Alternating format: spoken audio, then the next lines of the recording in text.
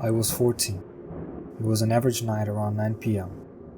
Me and my little cousin were at his house. I was babysitting for the night while my mom and aunt were shopping, and my dad and uncle were at the movie theater.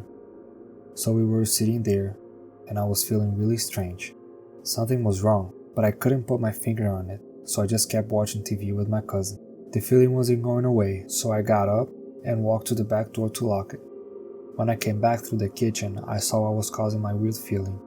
In the window, there was a very decrepit and homeless-looking man, just staring into the window, looking at my cousin. Protective mode turned on. I pretended like I didn't see the guy and told my little cousin that we needed to go upstairs, because our parents would be home soon and they wouldn't want him to be staying up late. So I went upstairs and put him to bed, knowing damn well there was a man outside that wanted him. I was about 125 pounds and 5'8" at the time, and I played football for my school. If I remember correctly, I went downstairs and straight into the kitchen and grabbed one of those meat Henderson hammers. Turned back to the window where I saw him before. He was not there. I ran back to the front door and checked that it was locked. Both the deadbolt and the knob were locked. I ran back upstairs with my meat tenderizer and went into my cousin's room and sat down in front of the door. He asked me what I was doing and I said that he didn't need to worry about it, that he should keep his head low. I called the cops and then my dad and uncle. Cops would take half an hour and my dad and uncle were 45 minutes away. Then I hear a window shut and the sound of heavy boots walking around in the main floor. I told my cousin to stay calm, hide under the covers and to keep silent.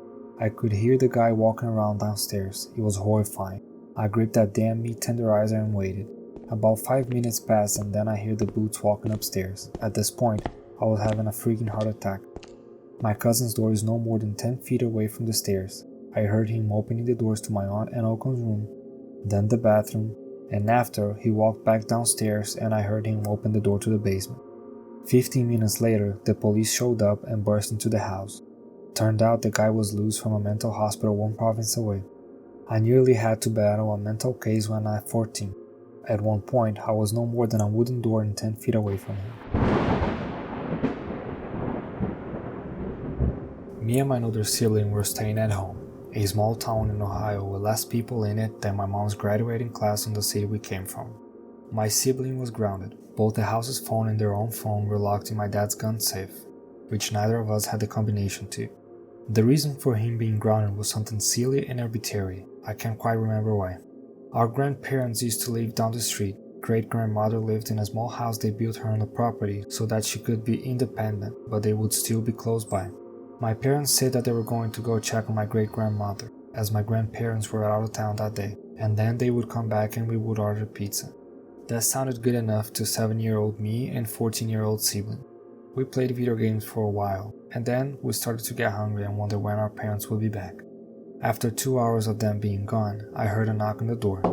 I went downstairs pretty excited for the food, and my sibling followed a bit behind after saving the game. I walked up the door, which had a large window in it.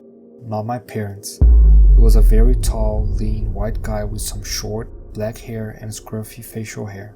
About 25 years old.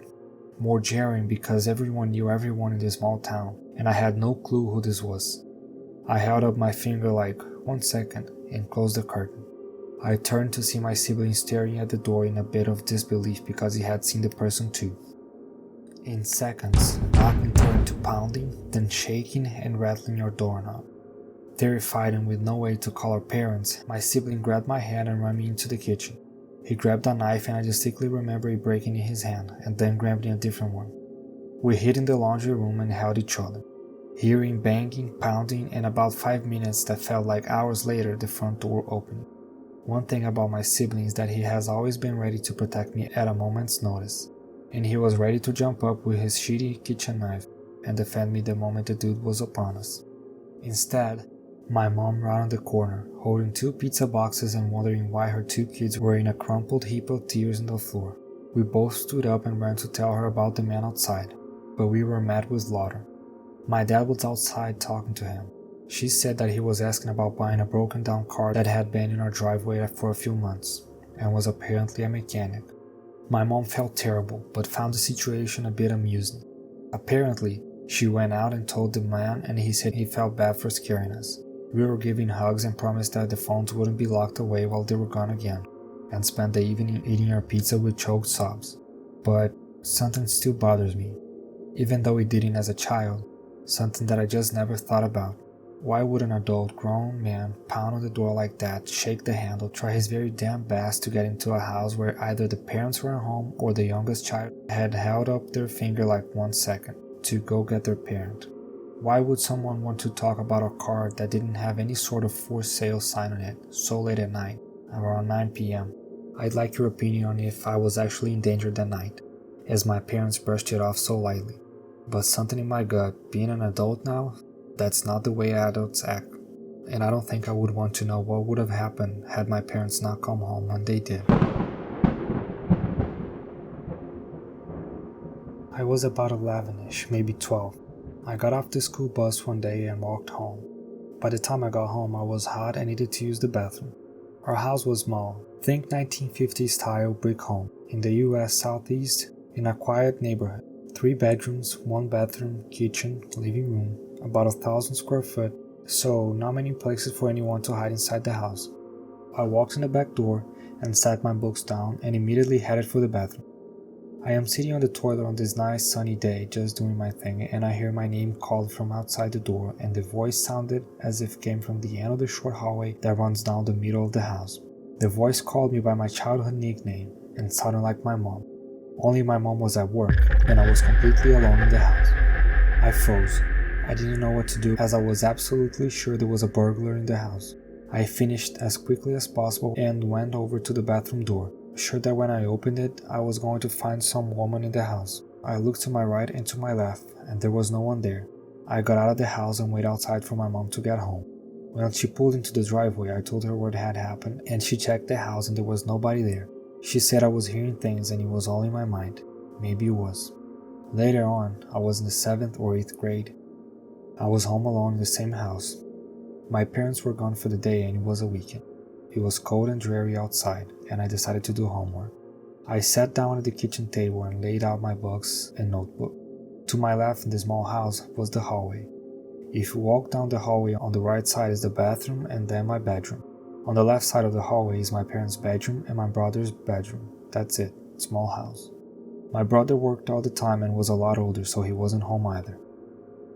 The house was dead silent. The house had that midday low-light hazy dreary lighting effect due to the weather and not a lot of windows, which added to the peacefulness of the day. I was working on my homework and everything was fine and I was enjoying the time alone. From the end of the hallway, to my left, a woman said my name, again. It was my childhood nickname and it was clear as day. My blood ran cold and I froze. I looked to my left to the end of the hallway and saw nothing. My jacket was nearby, and in one swift movement I quietly closed my books and grabbed my jacket as my heart was in my throat. I started to cry with fear. I headed directly out the back door without looking back. I went to the standalone garage out back and sat on my dad's red lawnmower and watched the back door to see if anyone came out of the house, although it would be impossible for anyone to be in the house other than myself, because my family were the only people who had been home all day. I sat there shivering for hours until my parents got home. As soon as they pulled in the driveway, I met them and told them what had happened. They checked the house and found nothing and said it was my imagination again. My mom still lives in the house and I live with her to help her now that she's elderly. My father died several years ago. My mom always heard Dad calling her name from the living room and talks about it often. She would go into the living room to ask him what he wanted, and he hadn't called her name. She still says it's her imagination.